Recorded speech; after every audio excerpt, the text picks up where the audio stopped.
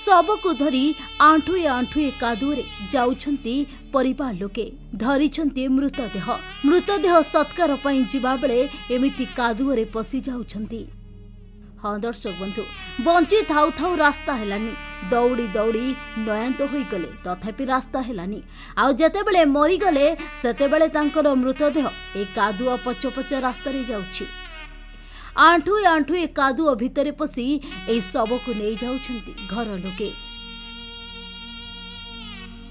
दर्शक बंधु दृश्य देखा मिली कलाहांडी जिला केसिंगा ब्लॉक कुंडाबंध ग्राम रे।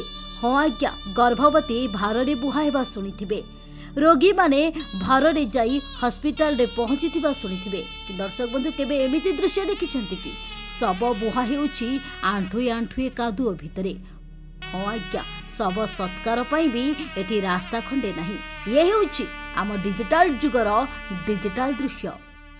दर्शक बंधु सोमवार दिन कुंडाबंध गाँव सुभद्रा मिश्र मृत्यु होता। तेबे शव सत्कार करने संपर्कीय परिवार लोके मिसी दीर्घ 2 किलोमीटर दूर निकटस्थ तेलनदी पाखक शवदाह नेउथिले।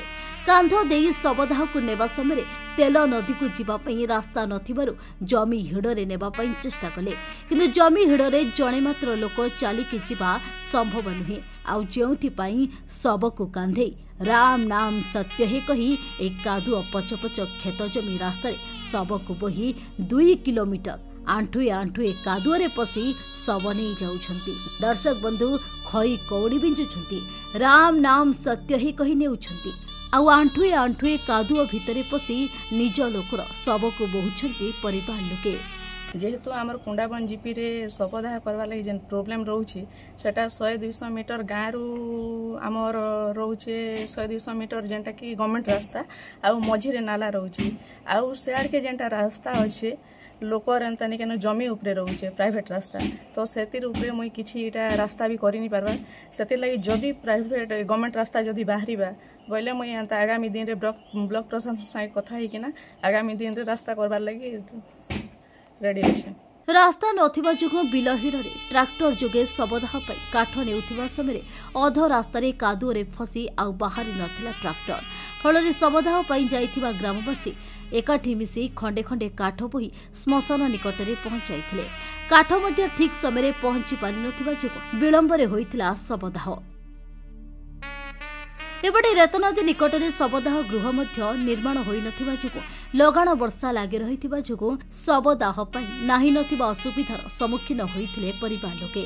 एपटे वर्षा समय गाँवर कौनसी लोकंकर मृत्यु हेले एभले असुविधार सम्मुखीन हेबाको पड़ुछि। रास्ता और शवदाह गृह निर्माण पई ग्रामवासी बारंबार ब्लॉक प्रशासन निकटरे अभियोग करुथिले सुधा कौनसी सुफल मिलुनी। आ फल गाँव में जदि कहार मृत्यु हुए ताहले एही भली अवस्था आसबाक पड़े। एटी बंची थाउ थाउ सम्मान मिलुनी एठी मृतदेह को बा कि सम्मान मिलिबो कहिले।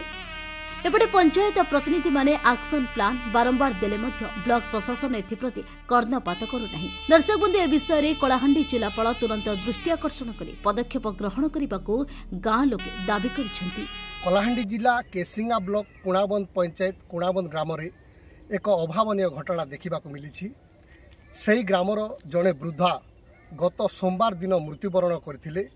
संपर्क लोक और ग्रामवासी तांको मृत्यु पर शव संस्कार करिबा पई गाँ निकटरे थिबा नदी को नेथिले। नेउथिबा समय रास्ता नथिबा जोगु एक बिल खेत उपरे कादुआ पथपथ रास्ता रे शव को टेकिकी नेथिले।